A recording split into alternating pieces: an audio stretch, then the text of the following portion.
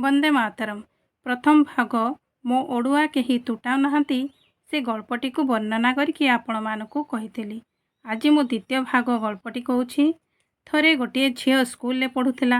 ଏଇଟା ତାର ଥିଲା ଏକାଦଶ ଶ୍ରେଣୀ। ଘରେ ପଢ଼ାପଢ଼ିର ବିଶେଷ ସୁବିଧା ନଥିବାରୁ ସିଏ ତାର ଜଣେ ସାଙ୍ଗ ଝିଅ ଘରକୁ ପଢ଼ିବାକୁ ଯାଏ। ସେଠାରେ ଦୁହେଁଯାକ ପଢ଼ନ୍ତି। ପଢ଼ିସାରି ସେ ଫେରିଆସେ। ସେ ଝିଅର ବାପା ଏ କଥା ଜାଣି ପସନ୍ଦ କଲେ ନାହିଁ। ତାହାକୁ ଦିନେ ମନା କଲେ ସେଠାକୁ ଯିବାକୁ। ସେ କିନ୍ତୁ ମାନିଲା ନାହିଁ।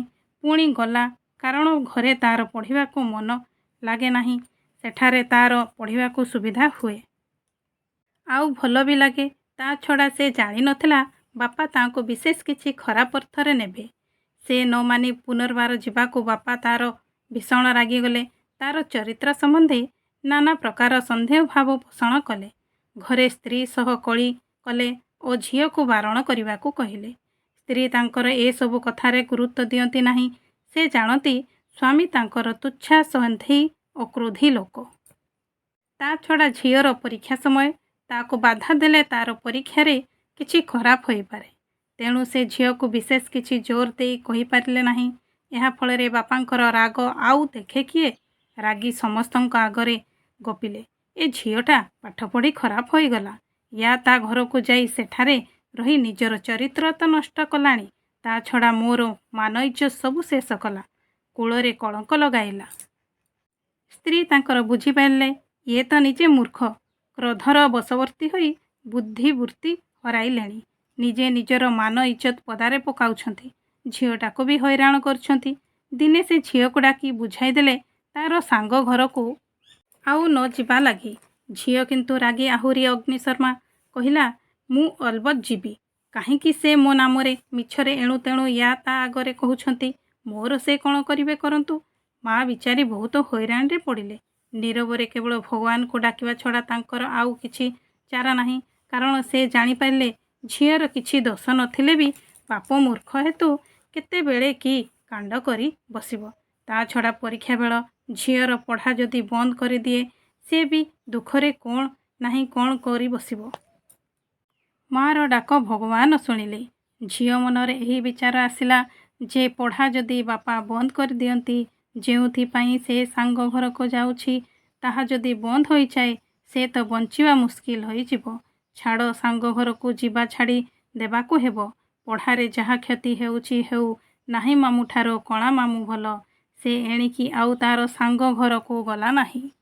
ସେ ଆଉ ତା ସହିତ କଥାବାର୍ତ୍ତା କଲେ ନାହିଁ। କିନ୍ତୁ ପାଠ ପଢ଼ାଟା ବନ୍ଦ ନ ହୋଇ ରହିଗଲା। ବାପ ଟଙ୍କା ପଇସା ନ ଦେଲେ ବି ମା ତାର ଗହଣା ବିକି ତାର ପରୀକ୍ଷା ଖର୍ଚ୍ଚ ଯୋଗାଇଲା। ପରୀକ୍ଷାରେ ସେ କୃତିତ୍ୱର ସହ ପାସ୍ କଲା। ବାପ ତ ଆଉ ଟଙ୍କା ଦେବ ନାହିଁ। ସେ ଚାହୁଁଥିଲା ଭଗବତ୍ ସାଧନାରେ ନିଜ ଜୀବନକୁ ବିତାଇ ଦେବ। ତେଣୁ ବିବାହ ବି କରିବାକୁ ମନା କଲା। ଶେଷରେ ଜଣେ ହିତାକାଂକ୍ଷୀ ବ୍ୟକ୍ତିଙ୍କର ଉଦ୍ୟମରେ ସେ ଚାକିରି ଖଣ୍ଡେ ପାଇଲା।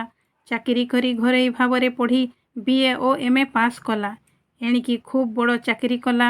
ଏତିକି ବେଳକୁ ତାର ମାର ବିୟୋଗ ଘଟିଲା। ବାପ ବୁଢ଼ା ହୋଇଗଲେଣି। ପୁଅମାନେ ନିଜ ନିଜର ସ୍ତ୍ରୀ ପୁତ୍ରକୁ ନେଇ ବ୍ୟସ୍ତ। କେହି ବାପକୁ ପଚାରୁନାହାନ୍ତି।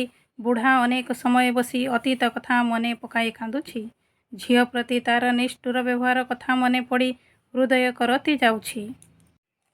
ହତାଶ ବ୍ୟାକୁଳ ପ୍ରାଣ ତାର କେବଳ ଝିଅଠାରେ ହିଁ ନିଜର ଆଶା ଆଉ ଆଶ୍ୱାସନାର ସ୍ଥଳ ଦେଖିପାରୁଛି। ଦିନ ରାତି ଖାଲି ଝିଅକୁ ମନେ ପକାଇ କାନ୍ଦୁଛି। ଭାବୁଛି ଝିଅ କ'ଣ ତାକୁ ସତେ କ୍ଷମା ଦେବ? ଦୂରରେ ଥିଲେ ବି ଝିଅ ହୃଦୟରେ ବାପ ପ୍ରତି ଏକ ତୀବ୍ର ଆକର୍ଷଣ ଅନୁଭବ କଲା। କିଛି ନ ଜଣେଇ ଦିନେ ଅଚାନକ ଭାବେ ଘରେ ପହଞ୍ଚି ଦେଖିଲା ବାପ ଶଯ୍ୟାଶାୟୀ। ଝିଅକୁ ଦେଖି ବାପର ଯେ କି ଆନନ୍ଦ ତାହା କହି ହେବ ନାହିଁ।